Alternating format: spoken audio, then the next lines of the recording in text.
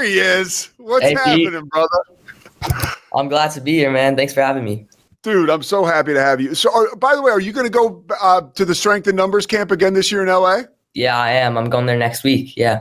So Shayal and I met through John Tobias, who we've had on the show. John Tobias has done an amazing job, obviously working with ESPN, but also has started up something called Strength in Numbers, and it's to get unrepresented kids or underrepresented kids, basically give them access to professional sports and college sports, and to let them know that you can, anybody can get into the sports field, because a lot of times we don't know how to get in, and sometimes people don't get the opportunity. Strength in Numbers is helping getting people that opportunity. Even handsome guys like Shayal, who already look like they got it all going on. And Shayal, what was your experience, by the way, going to that camp last year? It was really incredible. I've never been to a camp like that. They had so many interesting guests come in throughout the sports world, like sports agents, sports business people, and they talked about what they did. And then we also visited a lot of stadiums like Dodger Stadium, BMO Stadium. So it was just a really cool experience. Yeah, what was your favorite part of it? My favorite part would have to be when the sports agent came in. Her name was Ashley Combs. And before that, I hadn't really had much of an interest in being a sports agent in the future, but her presentation kind of inspired me to look into that. And now that's kind of my future. I hope to be my future job. So yeah. My man. Okay. Well, you're joining us now from LA, and you're not just here wasting your time. You're going to drop some knowledge on us NBA free agency wise. What's going on with the Lakers? Like, they make that move to get DeAndre Ayton yesterday.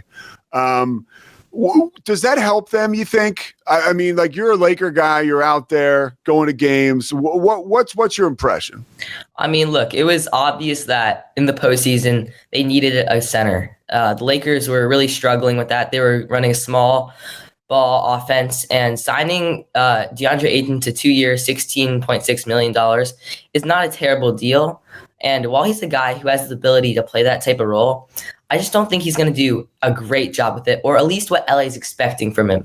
And ultimately, he might even get beat out by Jackson Hayes. Well, what do you think about LeBron and his future there? Like, do you think we hear rumors every day, like we always do, but the possibility that he could leave town before the season starts, right? To go to Cleveland, Dallas, New York. What are your thoughts on that? Yeah, I mean, the Lakers are in a really interesting situation because Rob Pelinka, he came out and said Lakers, they didn't want to re-sign Dorian Finney-Smith to preserve the cap space to go out and sign like a max contract free agent in 2027. But that led to like LeBron's agent, Rich Paul, coming out and tweeting something along the lines of LeBron wants Lakers to win now and go all in, but the Lakers are preparing for the future. And what's so strange about this is the team doesn't have any future assets. So the only thing that they could have done to solve that would have been trading LeBron. But that didn't happen. And I know it could still happen, but I don't see that happening. So Lakers are kind of stuck at this middle ground, second round loss territory, where at a point, like as a GM, it just becomes a nightmare because I honestly have no idea how you get out of this. What's the vibe around the team out there in LA? Like, are people excited about, because you look on paper and that's LA for you. It's just like the Dodgers. Like, you look at their roster, it's like, bam, it just jumps out at you, right? We saw Kershaw make the 3,000th strikeout last night. You always talk about Ohtani, like LA, just big show, right? The Lakers have LeBron and they have Luka. Are people satisfied with that, or do they want more from this team before the season starts?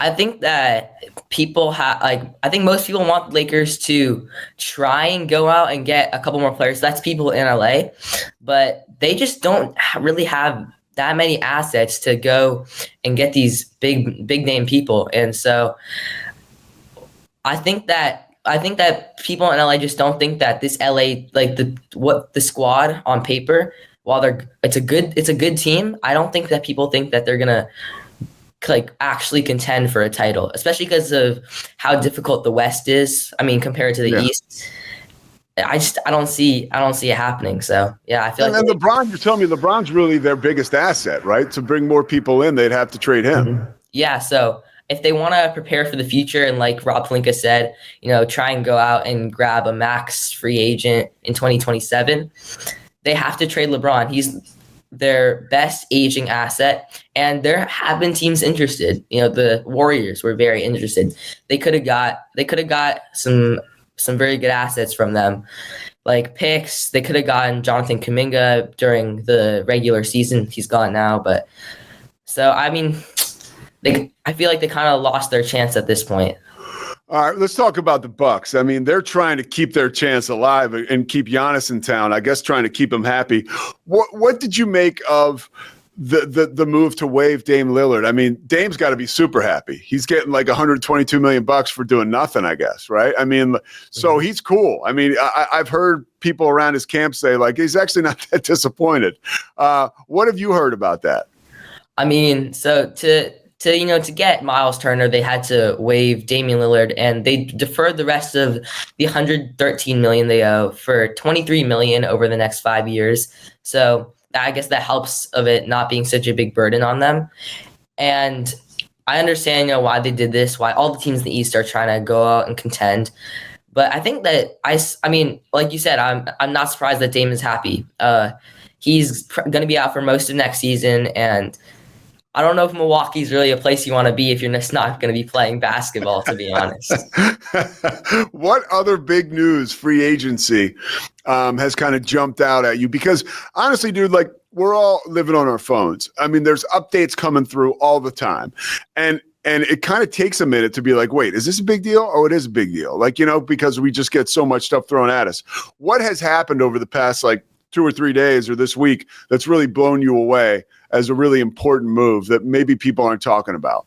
All right. So in the Eastern Conference has really been the main focus of teams trying to go out and sign these players to contend, because all these top 6 level teams are just, they're realizing that without a healthy Celtics team, without a healthy Pacers team, the East is really wide open. So a team like the Pistons is going out and trying to sign a lot of solid role players to help out Cade. So they signed Duncan Robinson to 3 years, $48 million in a sign-in trade where they gave up Simone Fontecchio. They got Karis LeVert, 2 years, $29 million. Re-signed Malik Beasley, got Paul Reed. So they're also trying to make moves because they think that they have the ability to contend, and I think they do as well if Cade takes another step. You mentioned Malik Beasley. What do you think about all that stuff like going on around that? Have you heard anything or read anything recently like that's a little more on that gambling situation potential? Yeah, so it's an interesting situation, and it kind of reminds. I don't think it's fully the same, but it kind of reminds me of the Jonte Porter situation from last year. Yeah, I don't know too much about it because I do know I know that's serious, but it's definitely gonna hurt for them if he has to end up missing time, because he was I think he was a top 5 3-point shooter last year. I could be wrong about that. But he was. No, you're right. You're right. Yeah, he had the best season ever in Detroit. I think 3-point shooting percentage, and he was atop the league leaders. Like he had a wonderful year. Yeah, it was kind of overshadowed a little bit, but like really looking at the numbers, he had a great year. He was definitely a good glue guy for that Pistons team, and I think he helped bring back the Pistons culture. One of the guys who was really, he was very instrumental to bringing that back. Yeah. What about the Knicks hiring Mike Brown? What did you like? We were talking about that earlier. I thought the Knicks probably got better than they deserved, right? Because it was kind of such a messy situation. I know, Mike Brown's coached in LA. That was years ago, but he's coached superstars like Kobe and obviously LeBron in Cleveland. What do you think about that hire? I mean, it's not bad. I would say it's definitely it's. I mean, he has experience. He's a good coach, but it was really interesting. I heard Stephen A. say this. It lacks sizzle, and that's kind of what you want from a team in New York. So yeah, I don't think it's going to get them over the hump. I don't think it takes them over the edge. I think they're still capped at. I mean, they really should have never gotten rid of Tibbs. I mean, yeah, he was I mean, I don't know if like media wise he was great, but he definitely knew how to coach the team, and I think the team actually liked him a lot. I think they'll like Mike Brown too, but in terms of like NBA coaching, it's just not the same. Any other nuggets you got for me before we go that I didn't ask you or I left out? I mean, this is more of a trade, but I think it's pretty interesting that the Nuggets traded Michael Porter Jr. and a first for Cam Johnson. To me, this is really solid for the Nuggets. Getting rid of that MPJ contract, basically got a better version of him without, only having to give out a first rounder. But I don't love it for the Nets. They have so many picks that might not be as useful as it would be for other teams who lack picks. So I feel like they should have gotten more also for taking on that contract because it's not a great one.